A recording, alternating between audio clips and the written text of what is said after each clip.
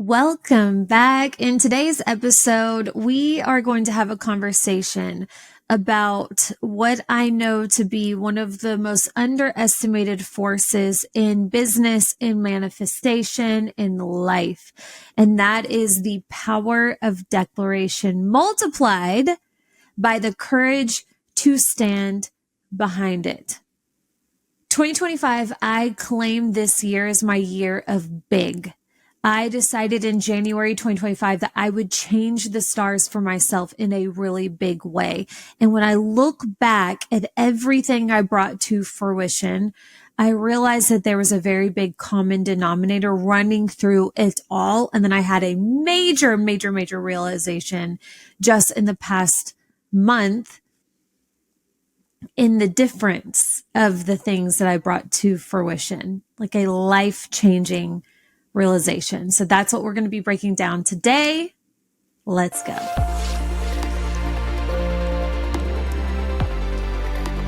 Welcome to All In with Allie, the podcast for online business owners and entrepreneurs who are ready to create the life and business of their dreams.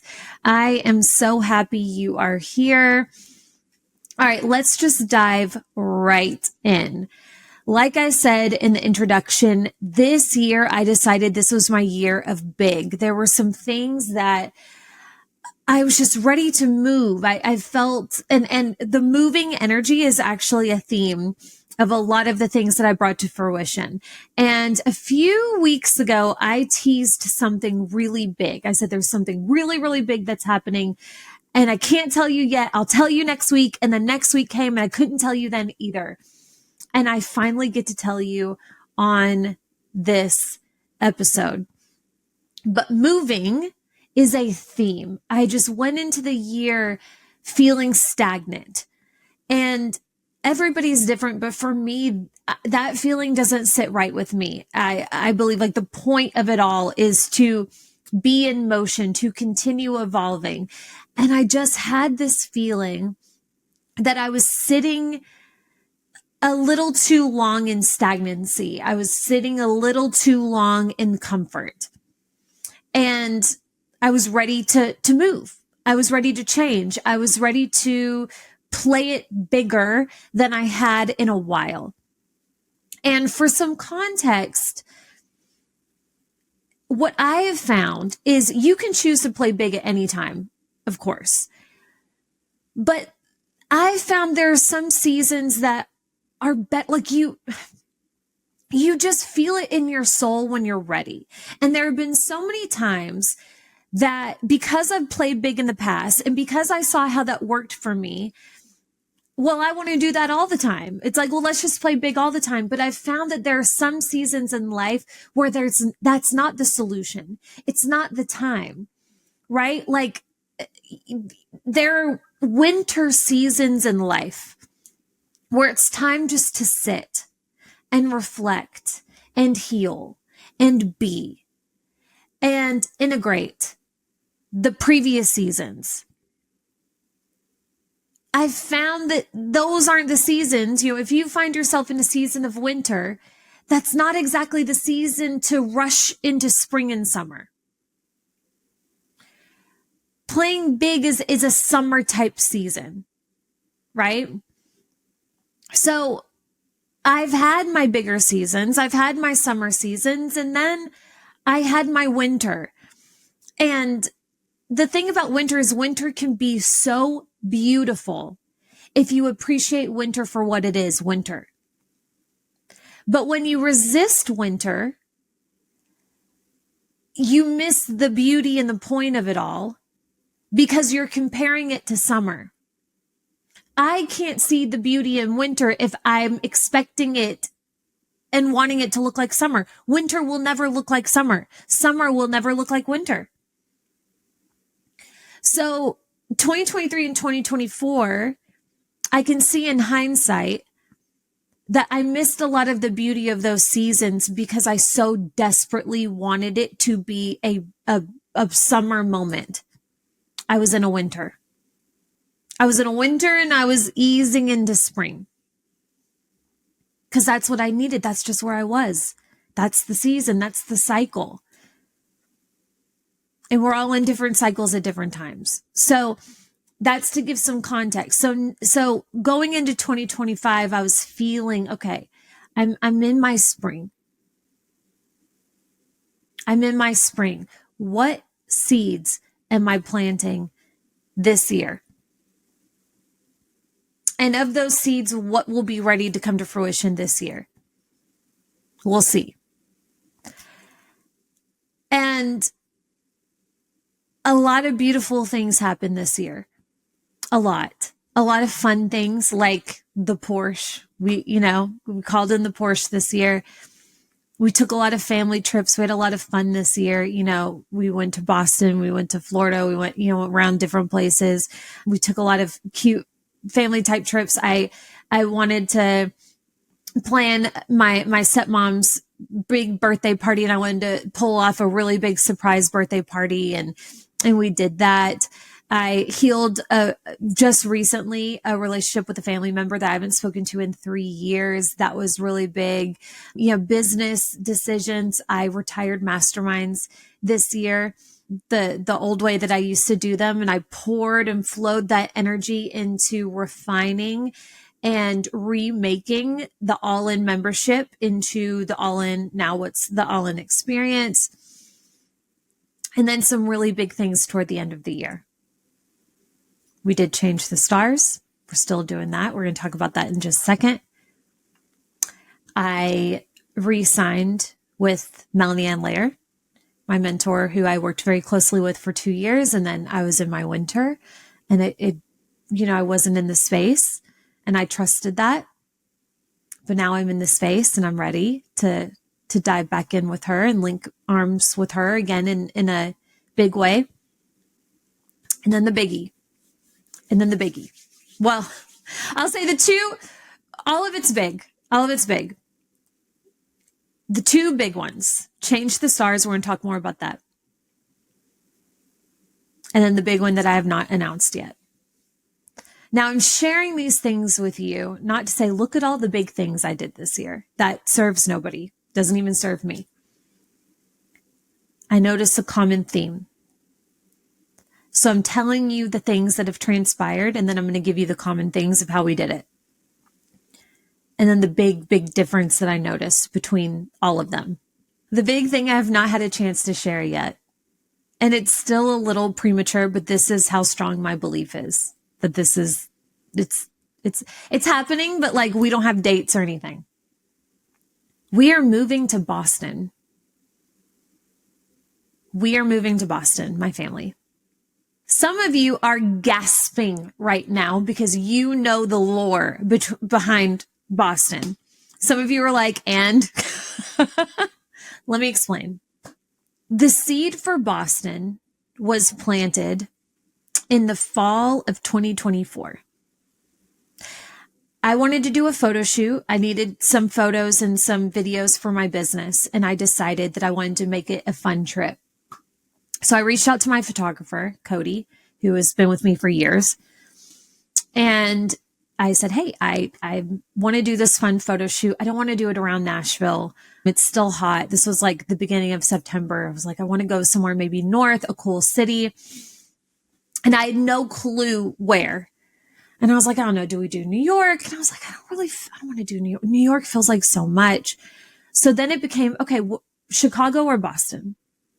Of these two, which one?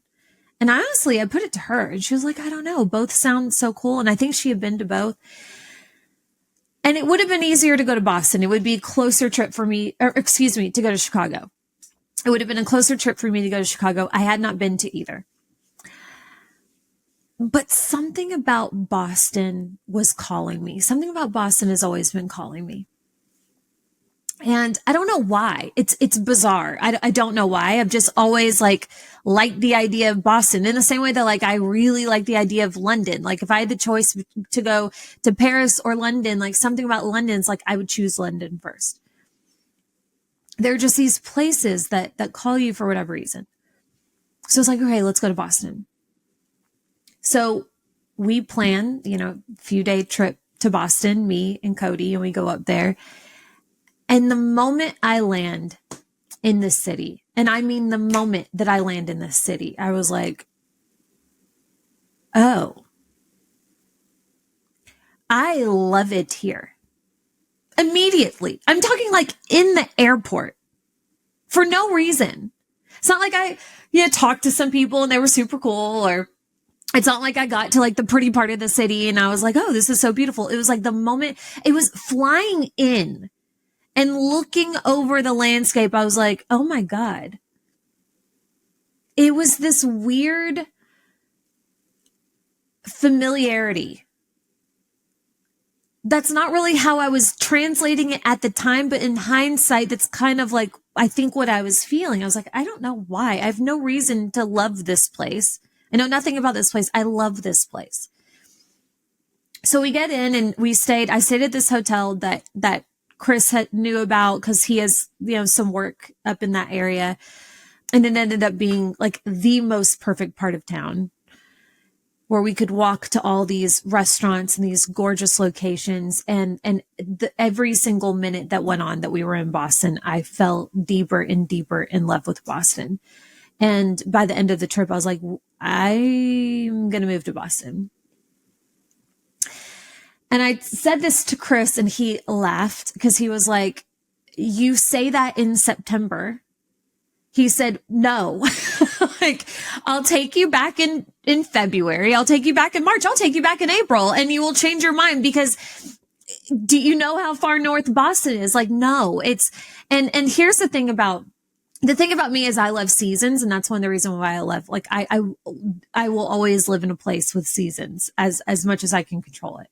Chris, he just wants to be warm all year. That's all he cares about. It could be Christmas Day and he could be in Hawaii or Miami and he would be happy as a clam. That would be devastating to me.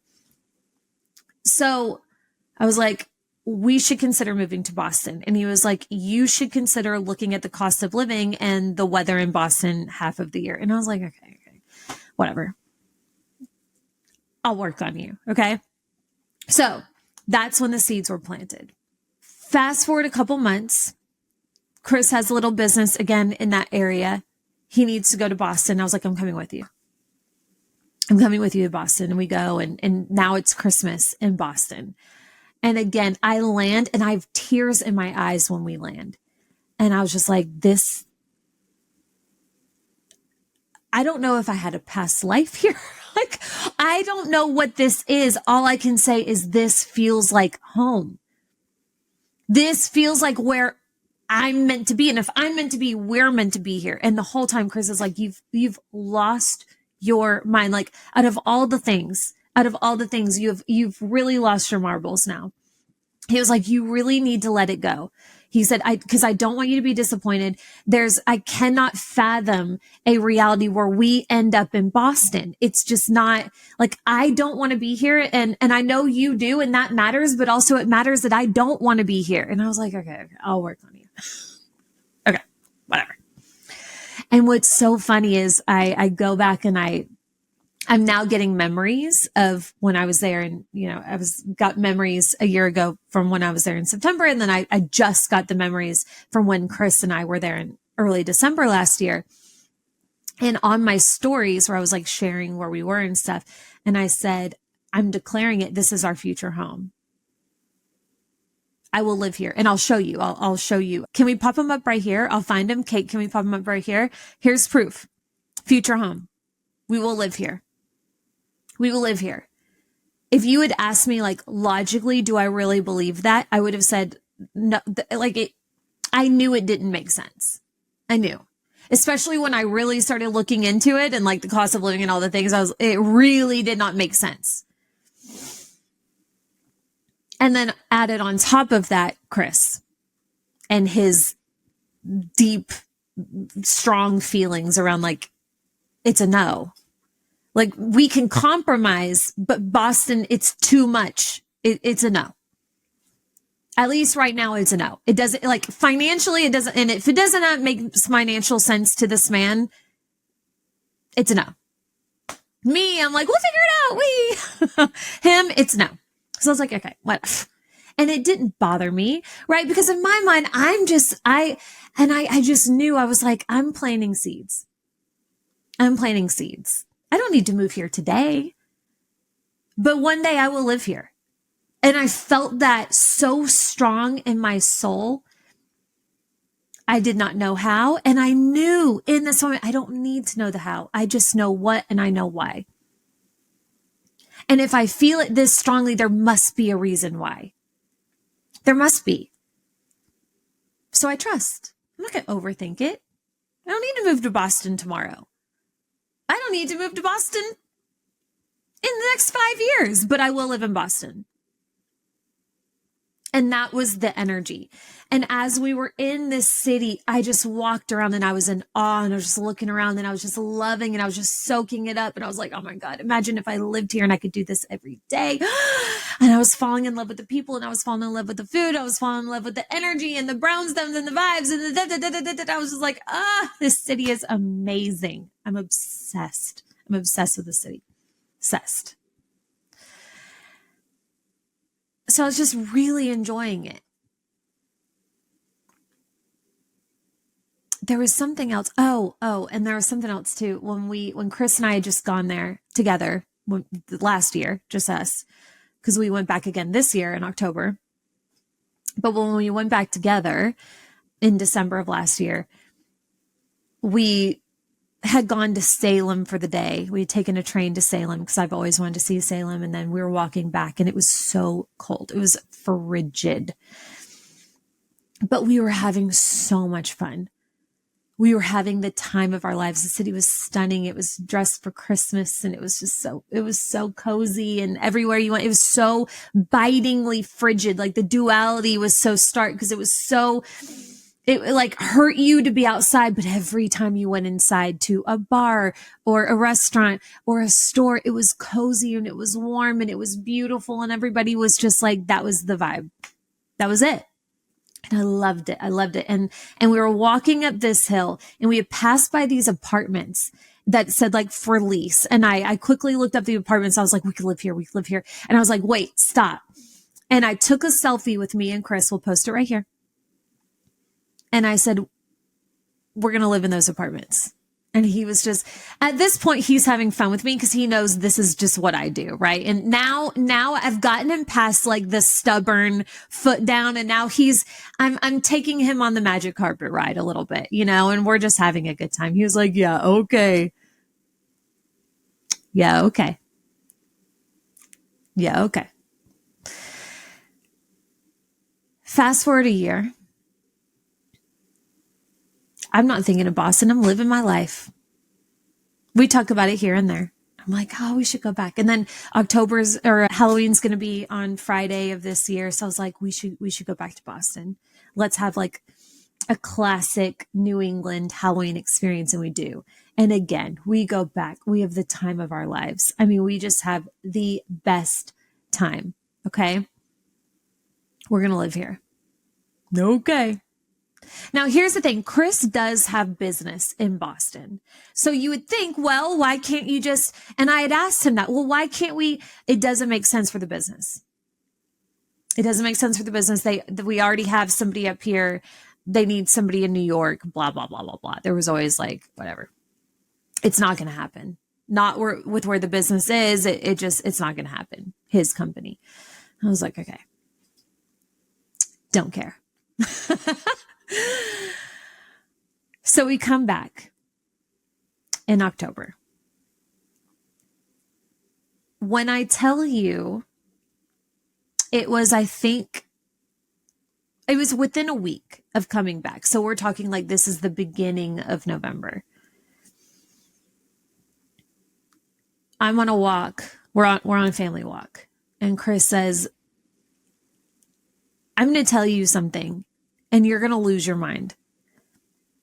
So I'm afraid to tell you because it's not official yet, but I have to tell you because it could be official, but it's not official yet. And you just need to know it's not official yet. So like, don't lose your mind. Don't get carried away. Don't get crazy. I said, we're moving to Boston, aren't we? And he said, there's a chance we could move to Boston. And I was like, I know. I know.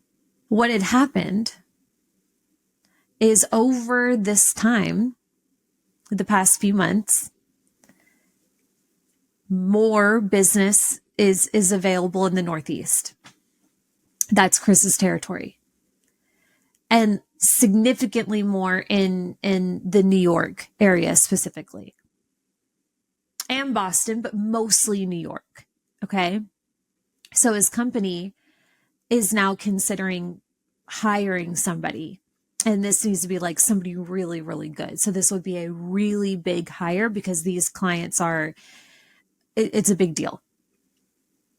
And Chris is having a conversation with the CEO and the founders of the company. And they're just like, it would be really nice if you would consider, it'd be great. Yeah. They're kind of joking because they know Chris and they know they think this is not a possibility. And they're like, it'd be really great if you could just move up here and we wouldn't have to worry about this. And Chris was like, well, funny enough, eye roll. My wife would love nothing more than to live in New England, specifically Boston. So if that's a possibility, we would consider having conversations. And his company was like, done. Game changer. Now, since then, it's been interesting. The reason why I have not had a chance, I haven't been able to say anything is because this has kind of gone back and forth. There's been a lot of negotiations and they really want him in New York. That's where they want him, which means that we would live in Connecticut. I was born in Connecticut. I have history in Connecticut, but we know nothing about Connecticut and there is no pull, like a negative pull for me in Connecticut, at least right now. It's Boston. The answer is Boston. So what's fascinating is they kind of went backwards and they were like, well, yeah, we want you up here and we'll adjust for cost of living and these things, yada, yada, yada. But it needs to be Connecticut because that's where the business is. So long story short, we've had to, Chris and I, we came together. We're like, well, is this a step toward Boston? Like, do we just take this? Or do we don't have to move. So we either take something that's not quite it, but it's closer to it, or we stand our ground. And what we ultimately decided was we stand our ground. Boston or bust. That's where we want to be. There's got to be some reality that we can compromise and take care of both. So where we are now is we're going to move temporarily to Boston with the goal to figure out if we were to stay in New England, which we don't know yet. We've never lived in New England as a family. So we don't know. But we would move to Boston temporarily, scratch that itch, while feeling out the Northeast, feeling out Connecticut. And if we love it and it feels like a fit, then we would probably live somewhere else until we can officially move to Boston. That's where it stands now. We're moving to Boston. And like the fact that I'm saying this out loud is so insane. Like I can't tell you how big of a deal this is and how far off of a possibility this seemed when I first planted the seed. This would be like me saying next year, like, we're going to move to Dubai. I'm going to be a billionaire next year, like that's how big it felt. Basically the same thing, like knowing my husband and how firm his feelings were on this until they weren't, until circumstances changed. When circumstances changed, it changed the circumstances. And that was my first breakthrough when it comes like the power of declaration, these things that we want really bad. We don't want to declare it in the moment because the circumstances look a certain way. And based on the current circumstances, our simple minds can't do the math. The math doesn't math. If I had let my logical brain lead the way a year ago, I would have gotten to Boston and said, man, I love it here. I would love to move here, but ain't no way. So I'm not even going to mention it. I'm wasting my breath. I'm not going to declare this. I'm not going to declare this on Instagram. I'm going to look so silly. People respect me and I'm going to say, we're moving to Boston. This will be our future home. And then it never happens. People will remember that. And then they're just going to look at me as somebody who, just says crazy things in hopes that maybe it will stick. But that's not what happened. When circumstances change, circumstances change. You don't know when they're going to change. You don't know how. I did not know how we were going to get to Boston. Logically, again, I would have had to do Olympic level gymnastics to mentally figure out how we could get there. There's no way. Everything about the idea did not fit, did not logically make sense for our family. And more importantly, my husband, who's half of the deal, desperately did not want, vehemently did not want to be there. That matters. But I knew what I felt. When you know, you know. I get other ideas and it's like, other ideas, they seem fun. And it's like, you might make a declaration, but it's like, okay, it really doesn't matter that much. Not from a place of it's not happening, so I'm going to pretend like it doesn't matter. But there's some things that it's like, oh, that would be fun. And it's like, but it doesn't really, it's not, the energy isn't there for me. There are some things in your life that call to you, I have found, that are meant for you. It's on purpose. And just because you can't logically figure out how to get there doesn't mean that's not for you. And when I learned through this experience is when people say you don't even need to know the how, that's what they mean.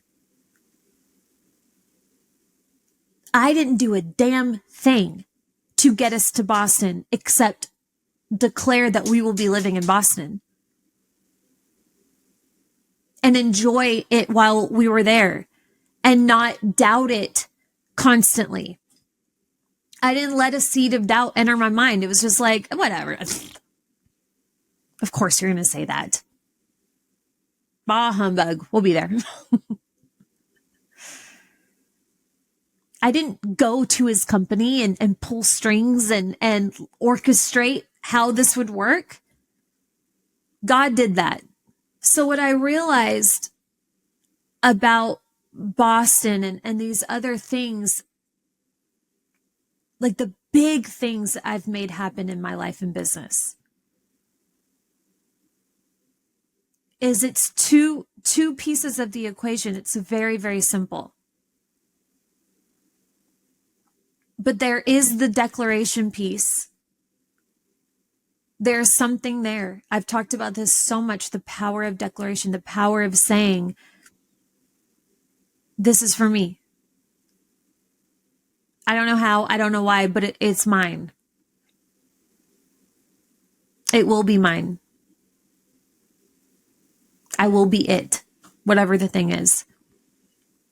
And then the second piece is the courage to move toward it.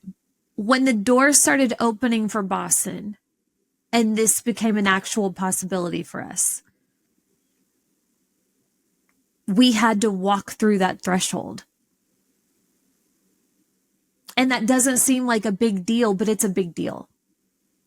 We have a full life here. We have family here. We have roots here. Moving to Boston sounds like a lot of fun, but it's going to be a major transition. And that's scary. There's so much that we don't know that we're walking into. There are so many conversations we still have yet to have that's going to be really difficult.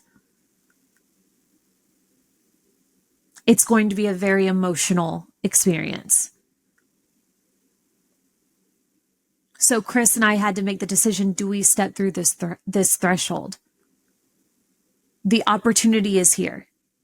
We manifested the opportunity. But you have to receive it. You have to have the courage that you can receive it and hold it. And we did not take that lightly. But where we landed was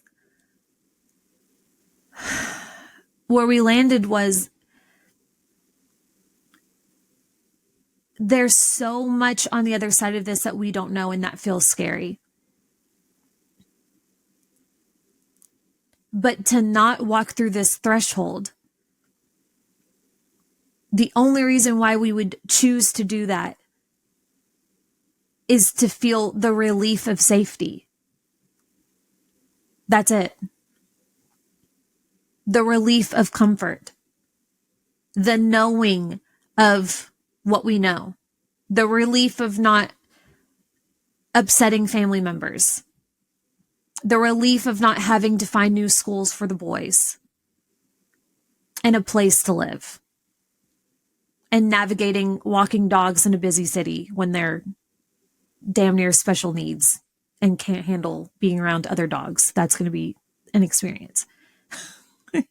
These are things we're thinking about. My dog woke me up last night at 1:30 a.m. because he needed to go to the bathroom. And I had the thought, oh my God, what am I going to do when we're in an apartment 13 stories up? And I have to get on boots and a coat and walk my happy ass down to a patch of grass to walk my special dog. These are things. They're big. They matter. There's a lot that we're going to have to let go of. A lot of comfort, a lot of stability, a lot of knowing to walk over the threshold into a lot of unknowing. That's a big deal. But we're not doing that. We're not saying yes to this because of the unknown. Or let me say this a different way. We're not saying no to this because of the fear and because of what we don't know. We're saying yes to this because of the possibility that we have yet to discover. I trust there's a reason why this has been calling to me. I don't know why. I don't feel this way about other places. I've been to plenty of other places. I've never felt this way about another place before, especially one that I hadn't been to and that I've been to multiple times since. There's got to be a reason for that. Even if it's to get up there, and we've talked about this, even if it looks like getting up there and saying, wow, I'm thankful that places like Boston exist to visit. Now take me home to green, predictable Tennessee. Thank you. And then we come home and we have a deeper appreciation and then knowing that actually that's where we like really want to plant our roots. We don't know. But the idea of continuing not to know because of fear is not an option to us. Life is meant to be lived. So, big deal. I'm shaking in my boots. I have no idea what next year holds for us. But I claimed big this year and I'm going for big this year and I'm receiving big this year. God says, how big do you want? I said big. I'll take big. I have more to say. So I'm going to pause right here and then I'm going to come back because I have more to say specific to Change the Stars and that whole experience. Because there's something even deeper here for us. I had to pause because we had our final Cult Brain Accelerator call and it was so intense and incredibly emotional. And everything we talked about was on theme with what we're talking about here. It's just, it never ceases to amaze me the wavelengths that like attracts like. The things that I'm talking about and the themes that I'm exploring will be the same things that my clients are exploring. It's so incredibly fascinating how that works. But here's the last thing that I want to share with you. And this is really big. And what I'm about to share with you, I believe takes your creation, your ability to co-create in your life, even to a whole other level that I understood conceptually because I'm a practitioner. I'm a studier of energetics and co-creation and manifestation, and these things have always interested me. I've been fascinated for years, even before I started my business. So I've read the books, I've taken the courses, I've learned from the mentors. I understood these things conceptually, but it's like reading about swimming and then jumping in a pool and swimming. They're two different things. And when I decided to do Change the Stars, I assumed what I was getting into. But what I ended up experiencing was 100x what I had anticipated. I thought I was doing Change the Stars for children in Haiti. And that was a big piece of it. But in large part, Change the Stars changed me as a human. My faith has never been stronger. My relationship with God has never been stronger. My belief in what's possible, my belief in co-creation, my belief in speaking things into existence and doing the impossible for yourself and for your family and for the world. I've never felt more audacious, but confidently so. Not from a place of delulu, from a place of certainty, because of Change the Stars. Now let me explain. Change the Stars, if this is the first time you've ever listened to this, really quickly, Change the Stars is a virtual summit that I decided to put on. And the reason why is because me and my husband have good friends. It's actually my husband, Chris's best friend, Jeff, started a nonprofit called Change the Stars, and they do direct work in Haiti. He has an incredible story. I will have him on the podcast one day and have him share it. And because we're close to Jeff, we know him, and he literally days ago was just in Haiti. He goes multiple times a year. They build orphanages. They support children's hospitals and schools. And their whole goal is to support children in Haiti from infancy to teen years, supporting them, from orphans and needing formula and being malnourished in a children's hospital, all the way through being in orphanages and going to school, all the way up until you're a teenager, and then, sponsoring kids to go to trade school or college. This is how Change the Stars, this is what they do. Their whole goal is to, yes, support children where they are, but quote unquote, change the stars for them by giving them an education and a fair shot at a decent life. So we know this, and we had gone to a couple of events, and I would leave so moved. And I was just like, gosh, we give to this foundation, but there's got to be something more that we can do. And in the same way that I felt with Boston, very similar. I just felt this pull. Like, what if it was me? What if I did something? If I were to do something, what would that look like? And I mean, nearly instantly, it was like, well, I know how to put on virtual experiences. I have incredible contacts in the space. What if I got a list of speakers and myself, and we linked arms together, and we create a virtual summit, and we each taught something individually, and people could join for $33, and all of the proceeds will go to these kids. Perfect.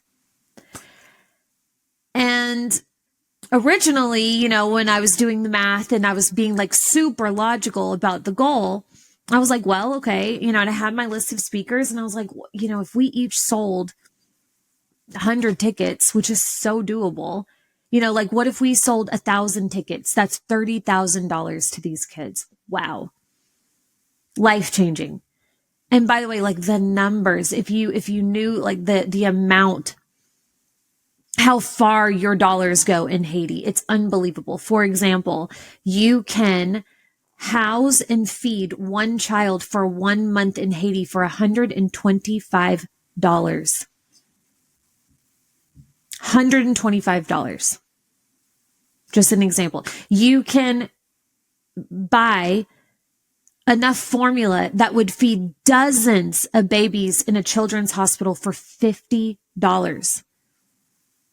A 4-year degree that would change not only one child's life, but the trajectory of their whole family, a whole generation of people.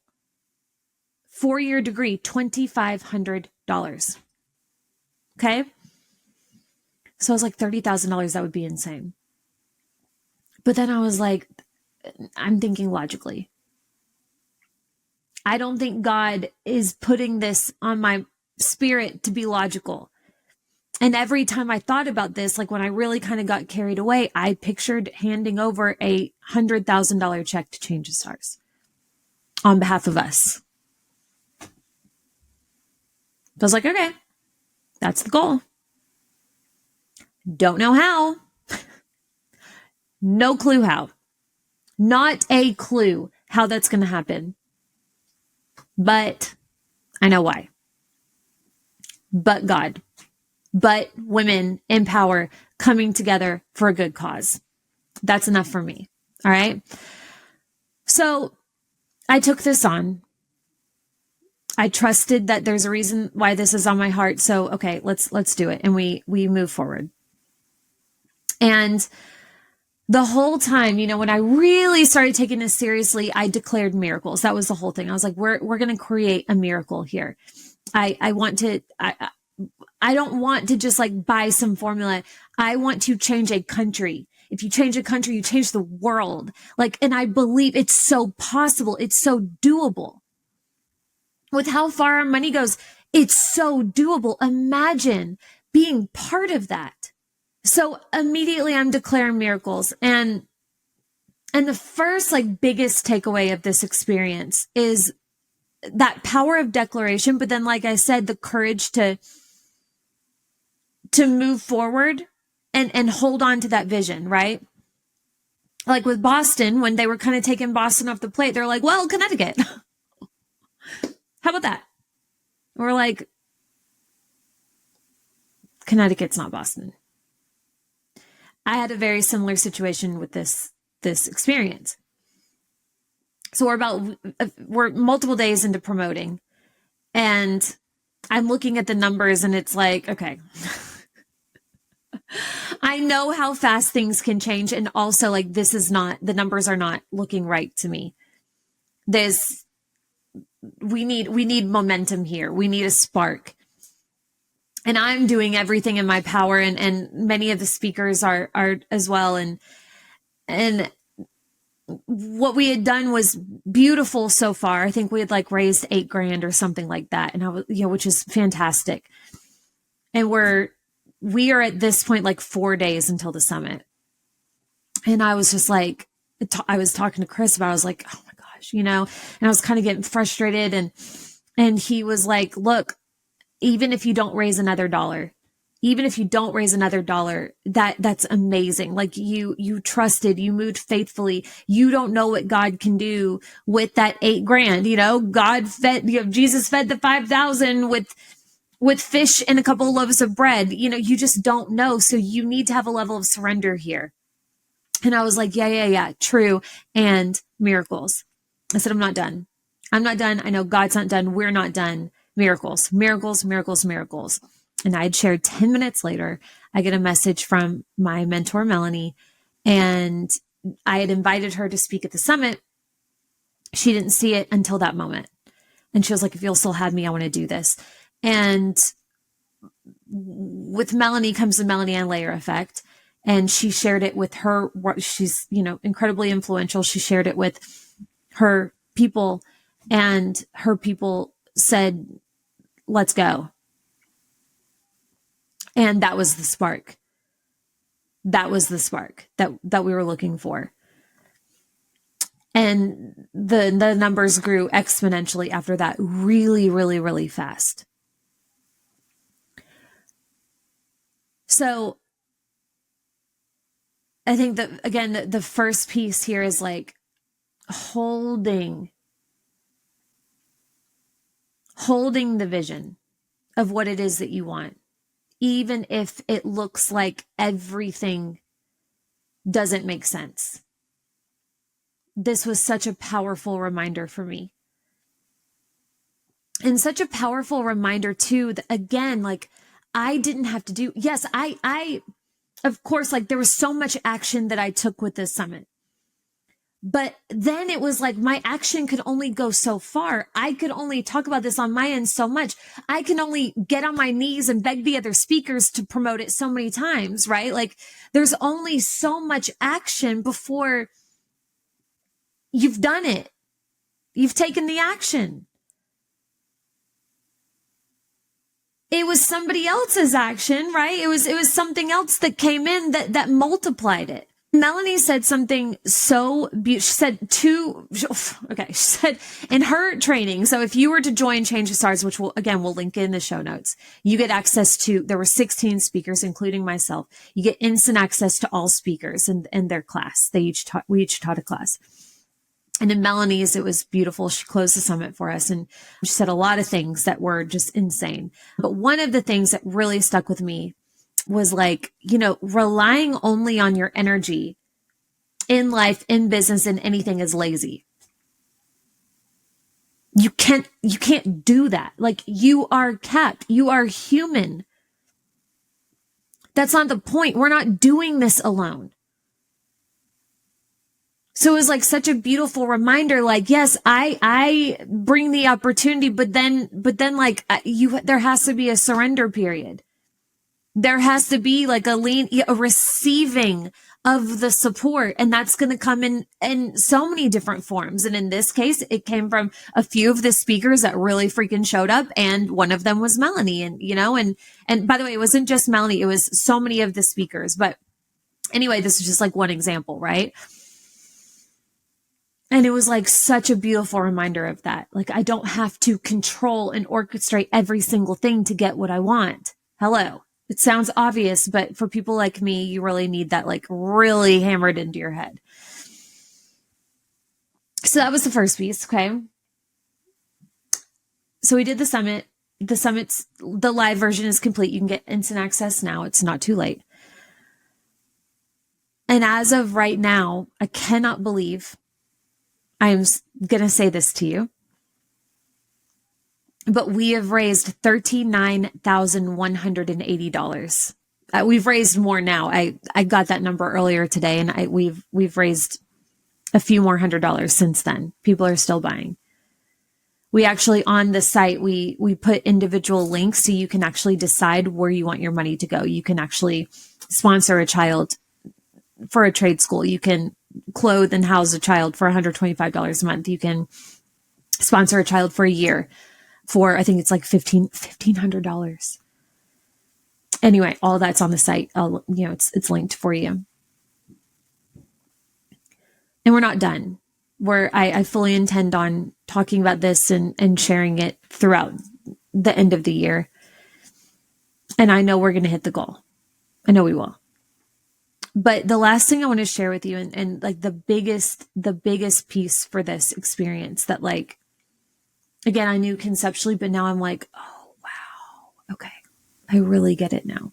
And this is another thing that Melanie happened to say. And she just, I want to quote her because it was said so beautifully. But she said, and I'm going to paraphrase here, but ultimately, when we're in business, it's really easy to come at it from a very selfish perspective of like, what do I want? What do I want? How much money do I want to make? What do I need? What can I launch this month that's going to make the money that I want to buy this thing and invest in this thing and be able to do this thing? You know, you kind of come at it from a very limited self, one person angle, right? And that's okay. Like, you know, but if you're not careful, you make your mission related to that, which is very easy to do, right? Okay. I want to make 20K months. Okay. Because that would feel really exciting in my system. And so does, and that feels really good for me. So if I want to make 20K months, then I want to make, 250K a year. That feels really good. You know, like when you come at your missions and then you set a mission around that, that's a very self-centered mission. And that's fine. You get to do that. But when we're co-creating with spirit, we're not doing this alone. But we dictate the resources needed to bring our missions to fruition, right? We say, I'm declaring this, and God says, okay, if you mean it and you make moves, you're a match for this then. Okay. So if you have a mission that serves one or your immediate family, God says, great, so be it. I will send you the resources and everything that you need for your mission of one. But what Melanie said that was like, oh my God, yes, that's it. That's it. Is we all look up at the same stars, right? So you can focus on just changing the stars for yourself. Again, that's an option. But what happens when you think bigger and you focus your energy and your mission outward? Like, yes, of course, I'm included in this mission because I'm the one steering the ship, but why am I doing this? Who is this for? Well, this is for my clients. And this is for the impact that we're making on the world. And this is for the ripple effect of everybody that I touch and everybody that they touch. And I want to make a really big impact. I want to help as many women as possible. So now the mission's even wider. I'm still included in this. But when I focus on changing the stars for others in a big way, because we all look up at the same stars, I'm at the same exact time changing the stars for myself. It's so easy just to be like, how can I change the stars for myself? And then I'll do it for other people. But that's coming at it from such a small, limited angle. And then you're at the same time, when you're only focused on yourself in this small-ish mission, well, then you're not a match to really help that many other people because you're coming at it from that small angle. You could just back into it big, go big. What's the bigger play here? And many of us are doing this, but we're not thinking of it this way.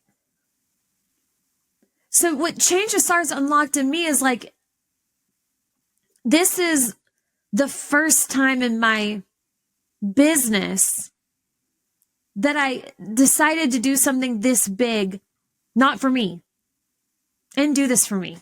I wanted to change stars for other people. And I knew I could with you.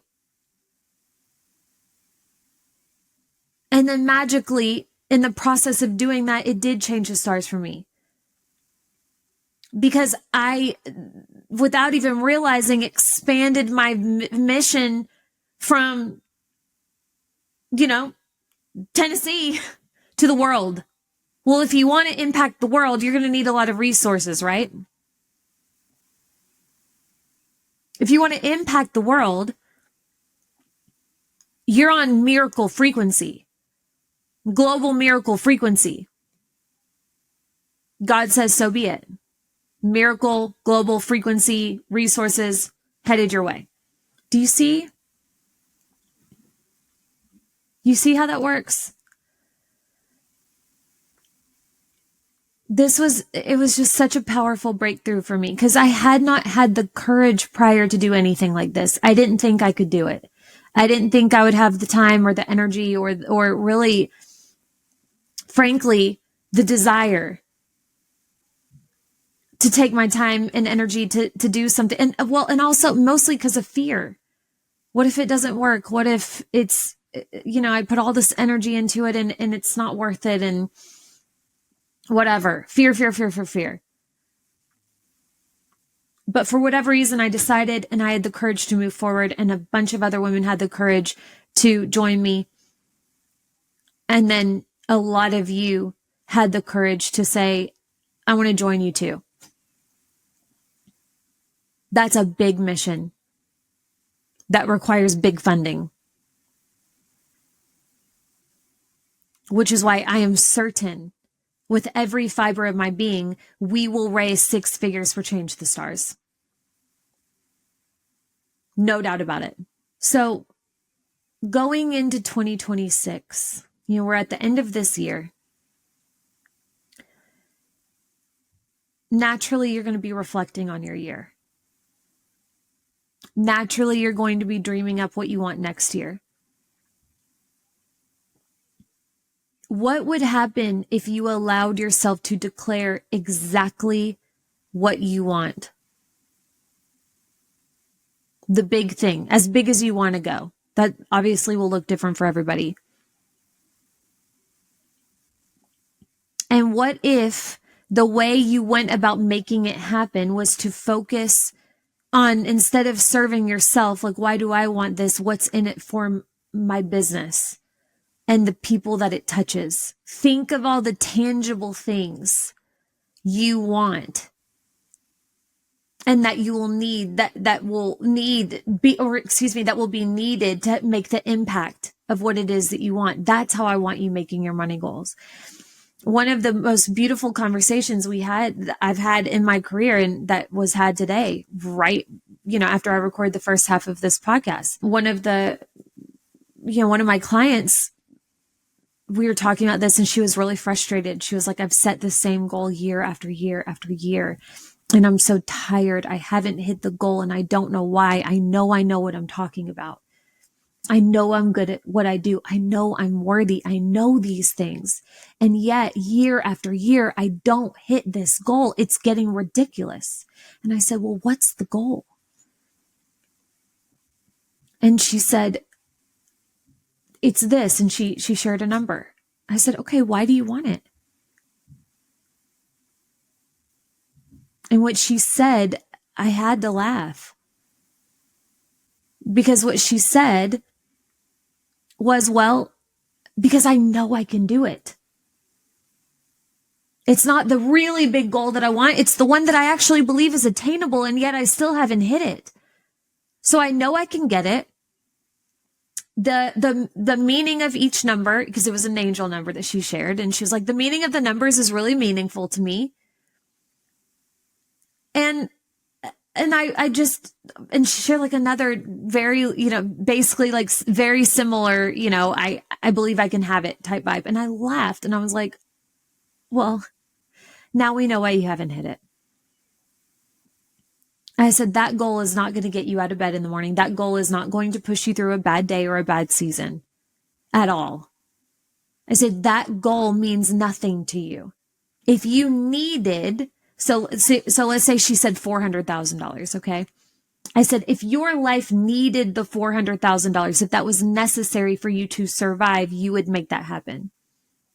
Or, and if you don't need it, you need the meaning. We need the energy behind it. Because other than that, once you get comfortable and you have your bills paid and you buy a couple of cool things, well, then more money means nothing to you. Nothing. And I said, but I know there's so much more than that number represents, but you have not taken the time to define it or connect to it. I said, so tell me, if you were making $400,000 a year, what does that mean for you and for your clients? Who can you hire? What can you create? How can you create it? How good can your customer service be because you're able to hire a team? How good can your services be? And you show up as a service provider because you're comfortable and you're expanded. That's what, like, connect to this. Connect to this. I relate to this to relationships, like marriage is work. Anybody who's been married for longer than 6 months knows this. Marriage is work, just like any relationship. And the reason why, year 6 or 7, when they're getting on your ever last nerve, the reason why you don't say, okay, this is lame, deuces, on to the next marriage, is because there's meaning behind this relationship. You are connected to this. You've burned the ships. It's this man or nothing, or this person or nothing. That's how we need to be with our business goals and our missions. It's this or nothing. It's Boston or bust. Because if I don't do this, then this person suffers and I can't hire this person and this. It's not a want anymore. It is an absolute need. It is necessary. That will pull you through a winter. That will pull you through a shitty launch.